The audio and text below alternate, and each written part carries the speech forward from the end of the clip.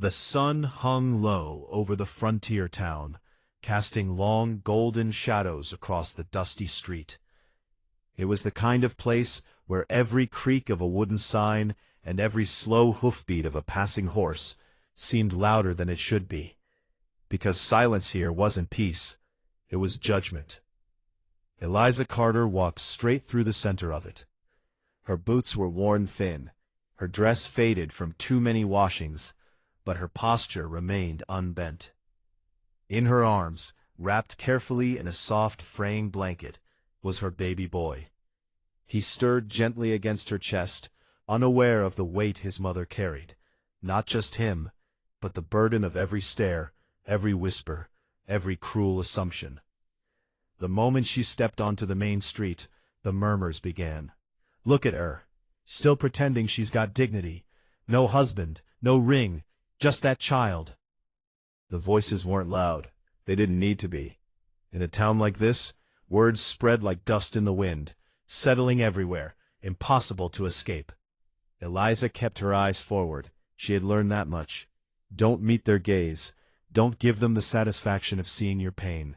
Because once they saw it, they would press harder, dig deeper, tear you apart piece by piece, until there was nothing left but shame. A pair of women stood near the general store, their parasols tilted just enough to shield their faces, but not their judgment. She should have left, one muttered.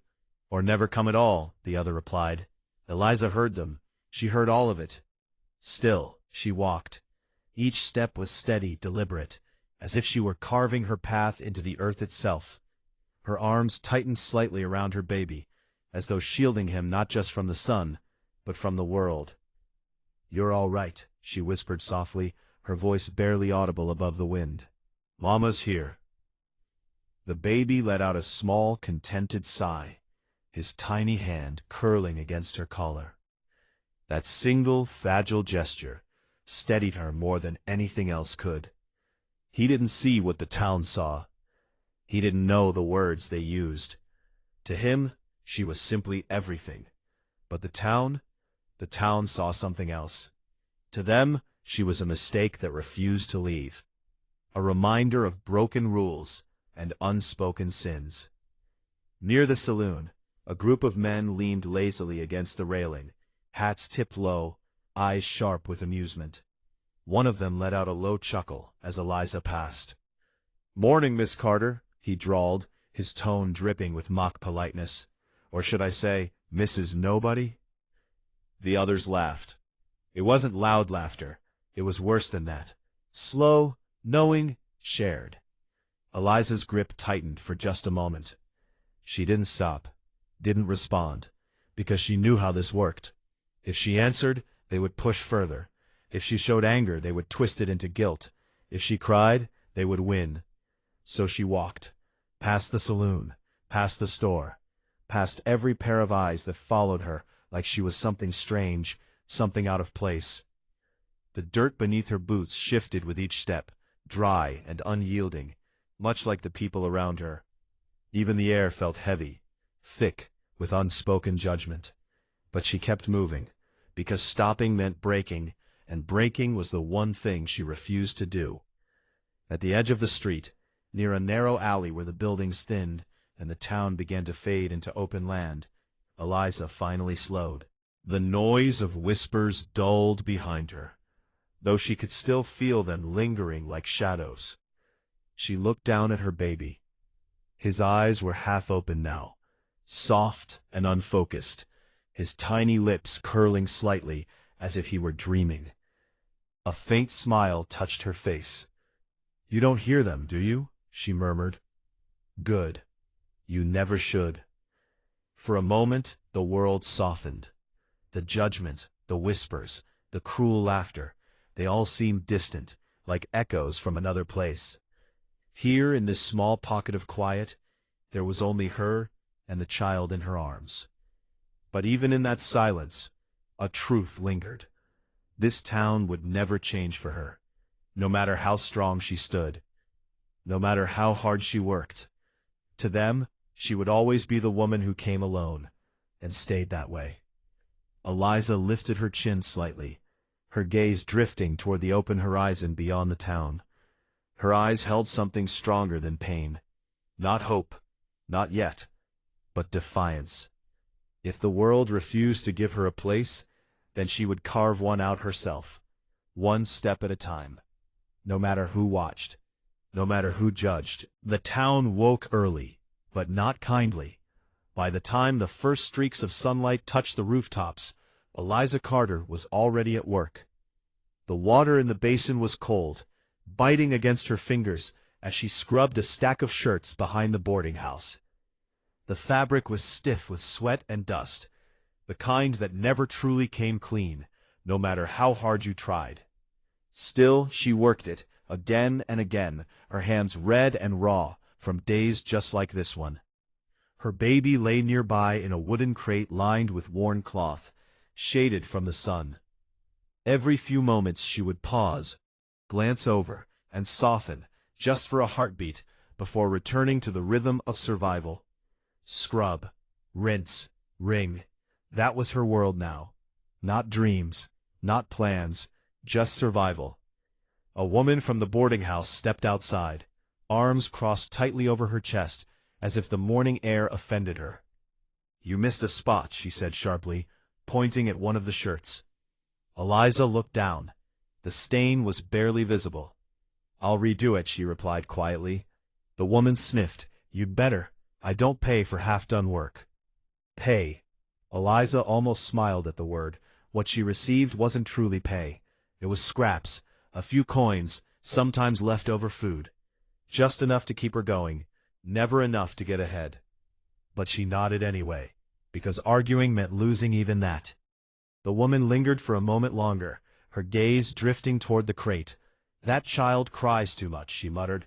"Disturbs the guests." Eliza's hands stilled in the water. "He's just a baby," she said, her voice calm but firm. "That child cries too much," she muttered. "Disturbs the guests." Eliza's hands stilled in the water. "He's just a baby," she said, her voice calm but firm. "Then maybe you shouldn't have had him." The words landed like stones. But Eliza didn't respond. She couldn't. Because she needed the work more than she needed the last word. When the woman finally went back inside, the silence returned. Thicker now, heavier. Eliza exhaled slowly, pushing the sting down where it couldn't be seen. She finished the washing, hung the clothes on a line that creaked in the dry wind, and gathered her baby into her arms. "There you are," she whispered, brushing her fingers gently across his cheek. He blinked up at her, calm and trusting, as if the world had never been cruel. That was her strength. Not the work, not the endurance. Him. As the day stretched on, Eliza moved from one job to another, sweeping dust from the general store floor, carrying water buckets that felt heavier with each step, taking in small mending tasks that strained her eyes late into the night. Everywhere she went, the looks followed. Some were sharp with judgment, others were quieter, but no less cutting. A few people said nothing at all, which somehow felt worse, because silence in this town was never neutral. It was agreement. By late afternoon, the heat settled deep into the ground, rising back up in waves that made the air shimmer. Eliza found herself at the far edge of town, near a narrow trail that led out toward the open land. It was quieter there, less watching, less whispering. She sat beneath the thin shade of a crooked tree, holding her baby close as he drifted into sleep. For the first time all day, her shoulders lowered, just slightly. "You deserve more than this," she murmured. Her voice carried softly into the empty air. "More than dust, more than people who think you're nothing." She looked out toward the horizon, where the land stretched wide and untamed. There was something out there, freedom maybe, or just distance from the life she was trapped in. But leaving wasn't simple. Not with a child, not with nothing. A faint sound broke the stillness. Hoofbeats, slow, measured. Eliza turned her head slightly, her body tensing on instinct. At the edge of the ridge, just beyond the last line of buildings, a figure sat on horseback, still, watching. Even from a distance, There was something different about him. He wasn't dressed like the townsmen. His posture wasn't careless or arrogant. It was grounded, steady, as if the land itself held him there. An Apache warrior. She had heard whispers about him, seen traces, footprints, a shadow in the distance, a presence that never quite entered the town. Some called him dangerous, others called him a ghost, but no one truly knew. Eliza held her breath for a moment, unsure whether to look away or stand her ground. The warrior didn't move, didn't speak. He simply watched, not with judgment, not with curiosity, but with something she couldn't quite place. Recognition, perhaps. Then, as quietly as he had appeared, he turned his horse and disappeared beyond the ridge. Gone. Eliza remained still long after he left. Her heart beat a little faster, not from fear, but from something unfamiliar. For the first time in a long while, someone had looked at her and not seen weakness. She tightened her hold on her baby, her gaze still fixed on the horizon. The town behind her remained the same, cold, unforgiving, but something had shifted, just slightly, like the first stir of wind before a storm. And though she didn't understand it yet, she could feel it. By midday, the town square was alive with noise. Boots scraped against wooden planks. Horses snorted near the hitching posts, and the low hum of conversation filled the dry air. It should have felt like life, like movement, like community. But for Eliza Carter, it felt like walking into a storm. She had no choice. The last of her coins were gone, and the general store wouldn't extend credit again. If she wanted food, she had to ask, had to face them. Her baby rested quietly in her arms, his head tucked beneath her chin, as if he understood the tension in her body. Each step she took toward the center of town felt heavier than the last. Eyes found her immediately. They always did. "Well, look who's back," a voice called from near the saloon. Eliza didn't turn. She kept walking, her gaze fixed on the general store across the square. Just a few more steps, just in and out. That was the plan. But plans rarely survived in a place like this. A man stepped into her path, tall, broad, with a smirk that had long since forgotten kindness. His hat sat low over his brow, shadowing eyes that gleamed with something crueler than amusement. "Now hold on," he said lazily, spreading his arms just enough to block her way. No need to rush past polite company.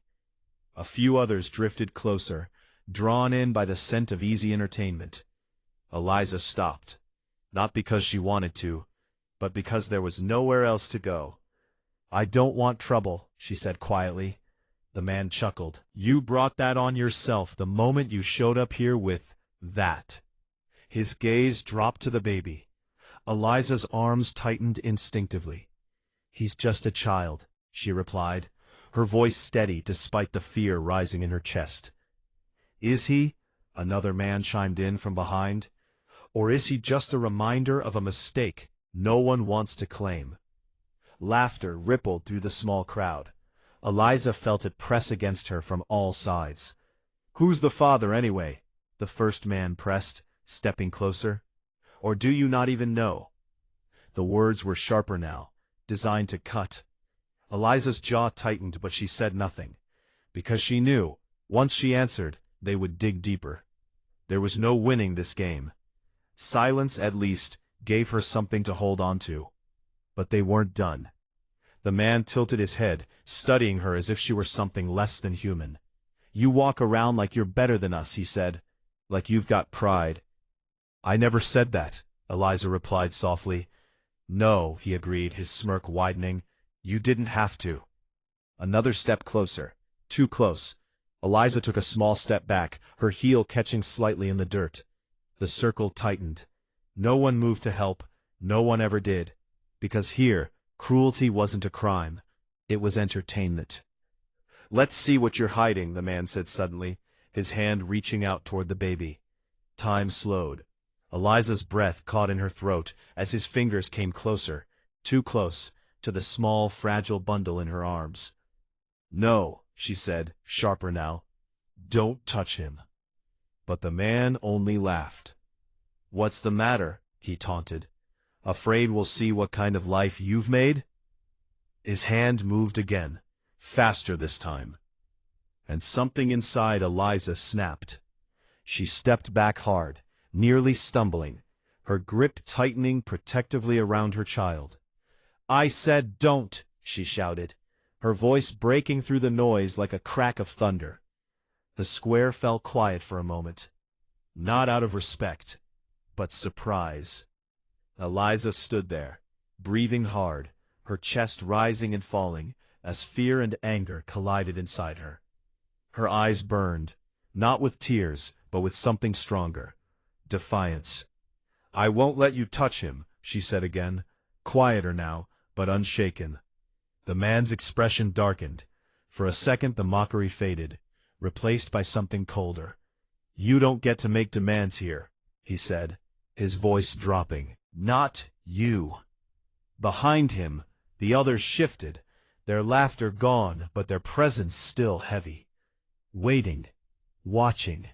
The air tightened, thick with the promise of something worse. Eliza could feel it. This was no longer just words. Her arms trembled slightly, not from weakness, but from the weight of what might come next. Still, she didn't move, didn't lower her gaze, didn't step aside. Because if she did, if she gave them even an inch, they would take everything. The man took one final step forward, his shadow falling over her and the child. "Last chance," he said. But Eliza didn't answer. She simply held her ground, alone, surrounded, outnumbered, and unyielding. The town watched in silence as the moment stretched to its breaking point. And somewhere beyond the edge of the square, unseen, but no longer absent, someone else was watching too. The tension in the town square stretched thin, like a rope pulled to its final strand. No one moved. No one spoke. Eliza stood frozen in place, her baby clutched tightly against her chest, her body the only barrier between him and the man looming before her. She could feel her heartbeat in her throat, loud and uneven, but her eyes did not waver. She had nothing left to give them, no fear, no tears, only resistance. The man in front of her exhaled slowly, his patience thinning. "You're making this harder than it needs to be," he muttered, reaching forward again, this time not mockingly, but with intent.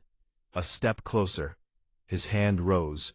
And then, a sound, soft, measured, but unmistakable. Boots against dust. Not hurried, not hesitant, deliberate. At first, only Eliza seemed to notice. Her eyes flickered past the man's shoulder, drawn by something deeper than instinct, something that cut through the fear, like a blade through cloth. The man paused, sensing the shift in her gaze.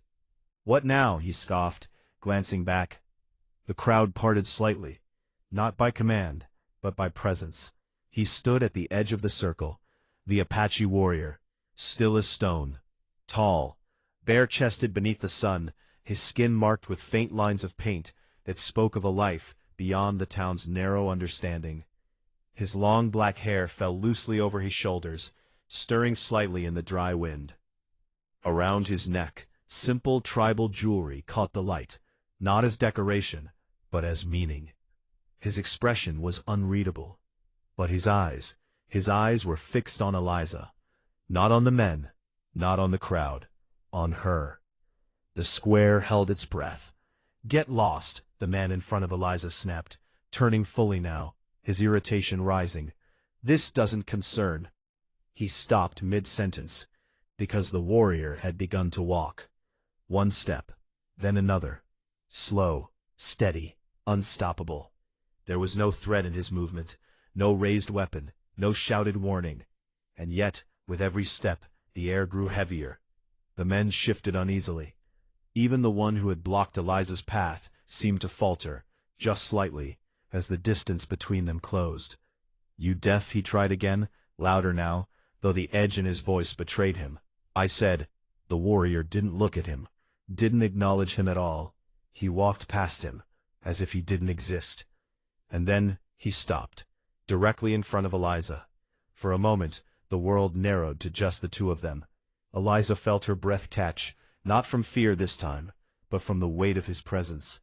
Up close, there was something different about him.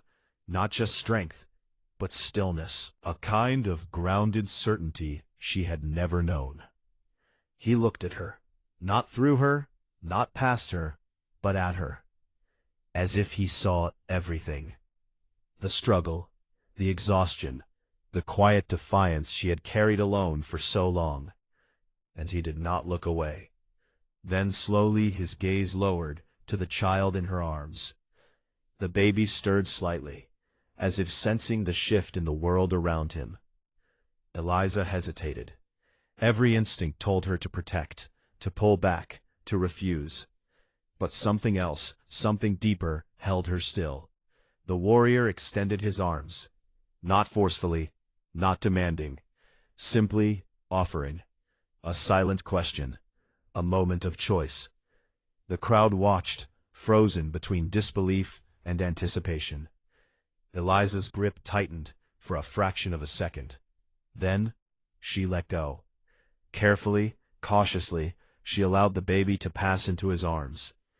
The warrior received the child with surprising gentleness, supporting him with a steadiness that spoke not of unfamiliarity, but of understanding. The baby did not cry, did not resist. He simply looked up, small fingers curling against the warrior's skin, as if he recognized something unspoken. A hush fell over the square, deeper than silence. He held the child for a moment, studying him, not as an object, not as a curiosity, but as something that mattered. Then he lifted his gaze, not to Eliza, but to the crowd.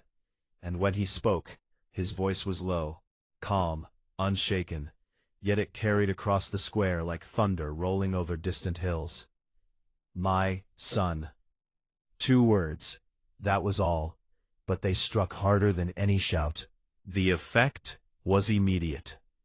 The laughter that had filled the square only moments ago vanished.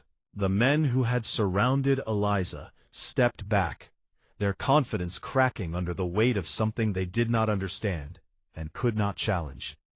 "You serious?" one of them stammered, forcing a laugh that didn't hold. "That's supposed to scare us?"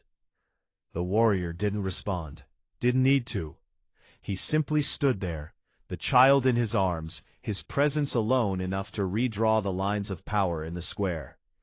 Because this was no longer a lone woman against a crowd.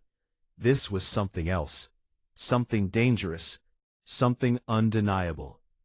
Eliza stared at him, her thoughts racing, her heart caught between confusion and something she couldn't yet name.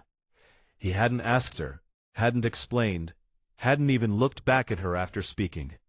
But in that single moment, he had done what no one else ever had.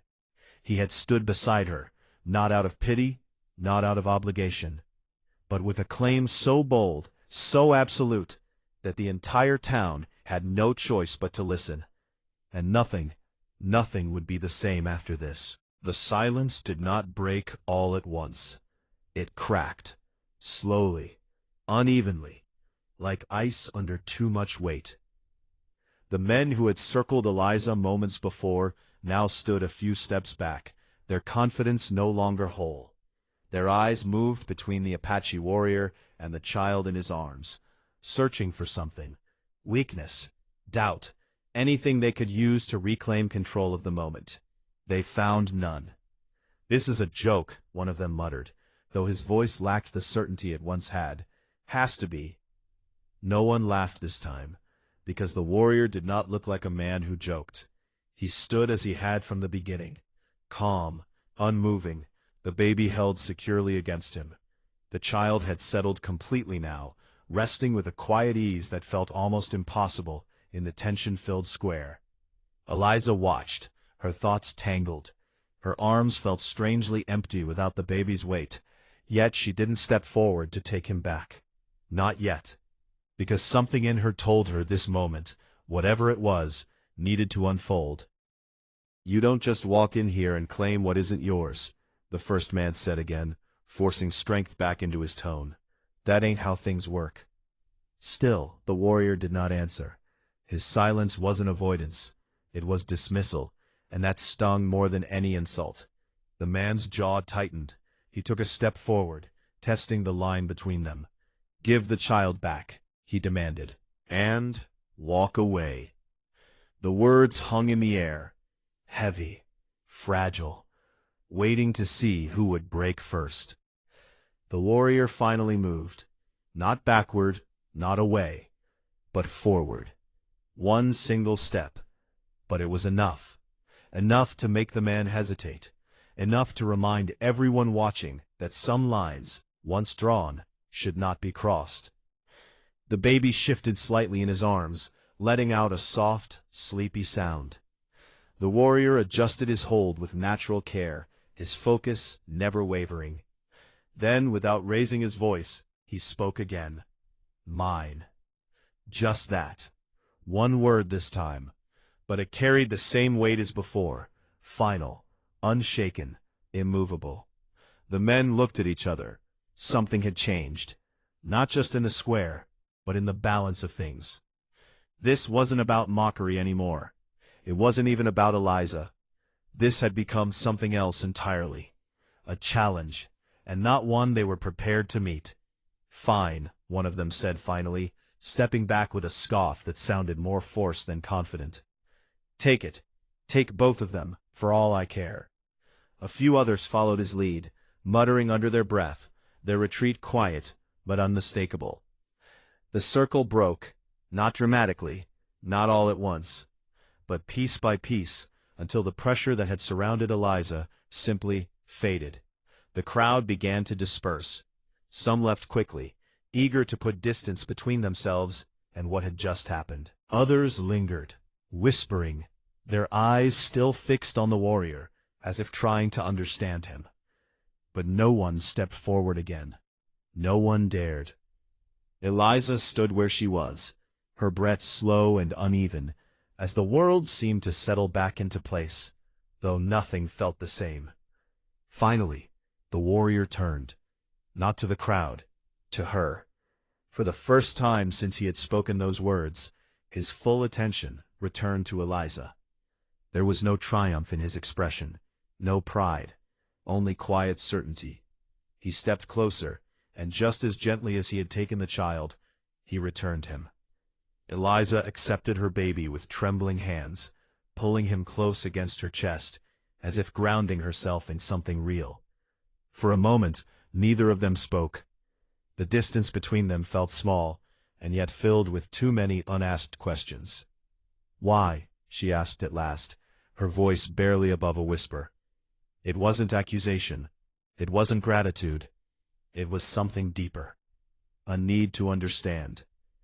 The warrior studied her for a long second, as though weighing the answer. Then he spoke. "Because they see weakness," he said simply. His gaze flicked briefly toward the emptying square.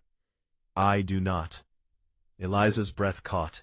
No one had ever said that to her. Not once. "They would break you," he continued, his voice steady.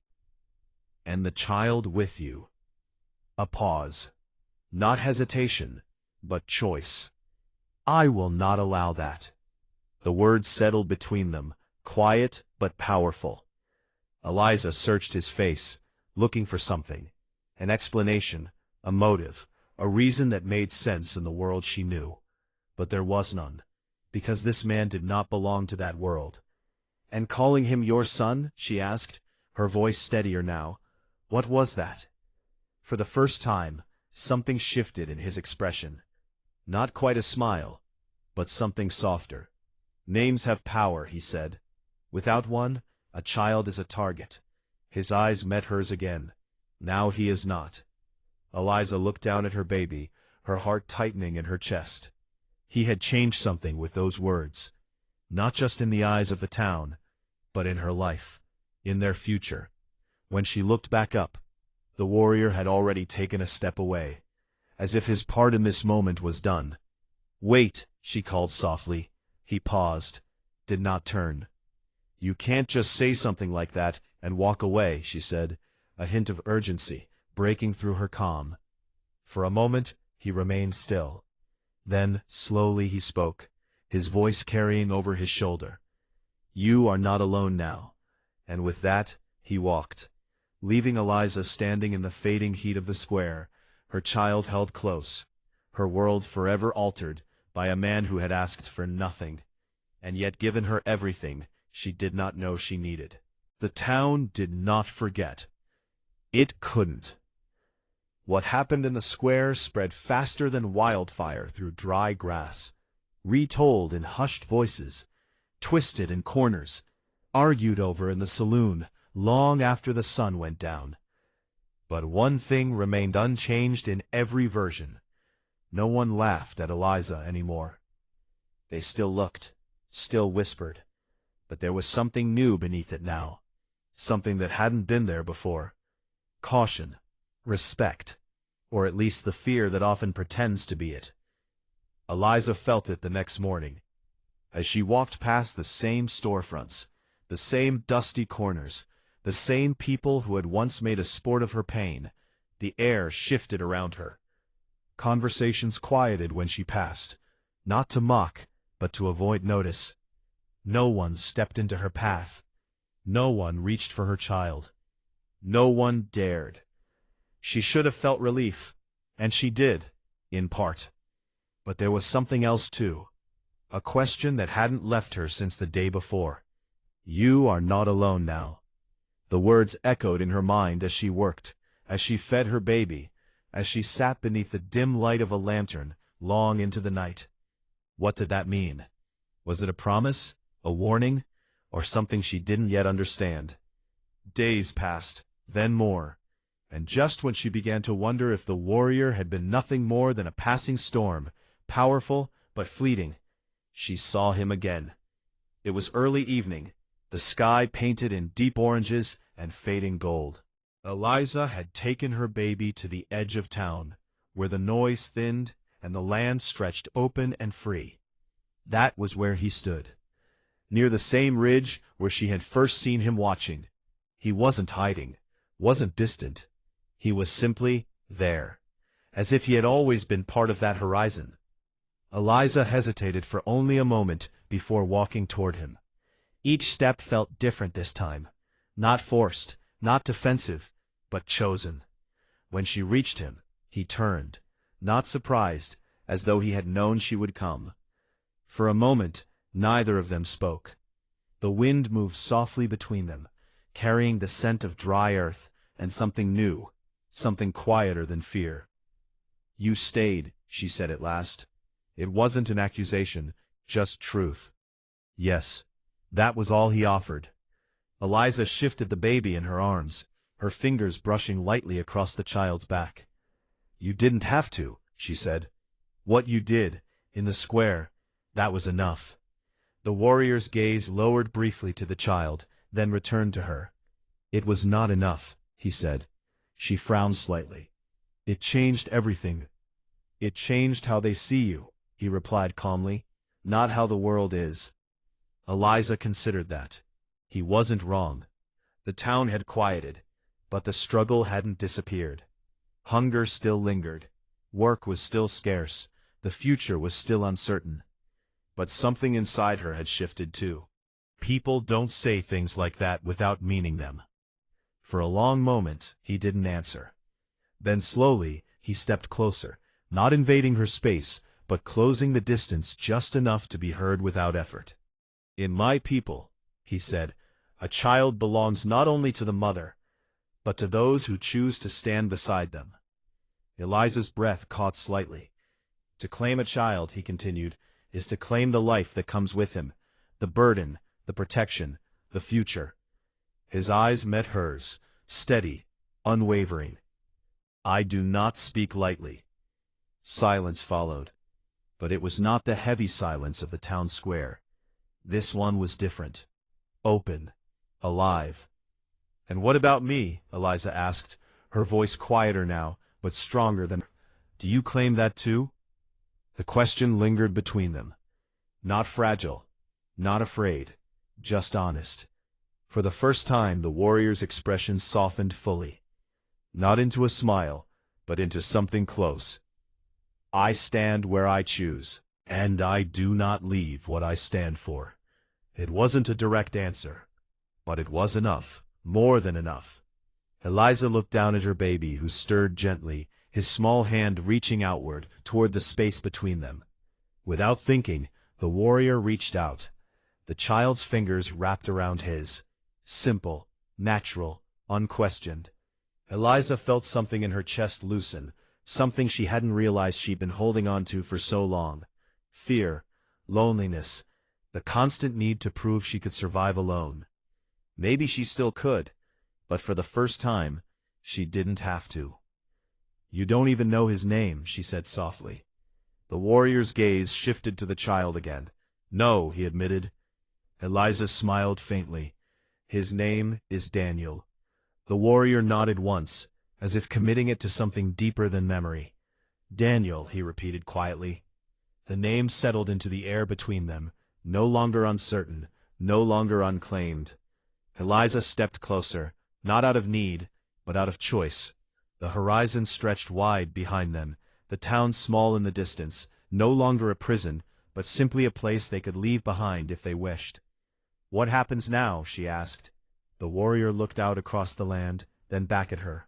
Now, he said, we build something they cannot take. Eliza followed his gaze. For the first time, the future didn't feel like something she had to fight alone. It felt like something waiting. And beside her. Not behind, not ahead, but beside. Not because he had to, but because he wanted to. And in that quiet, open space between the world she had known and the one she might yet claim, a new beginning took root. Not in grand gestures, not in promises shouted to the sky, but in something far stronger. Choice, and the courage to make it, together.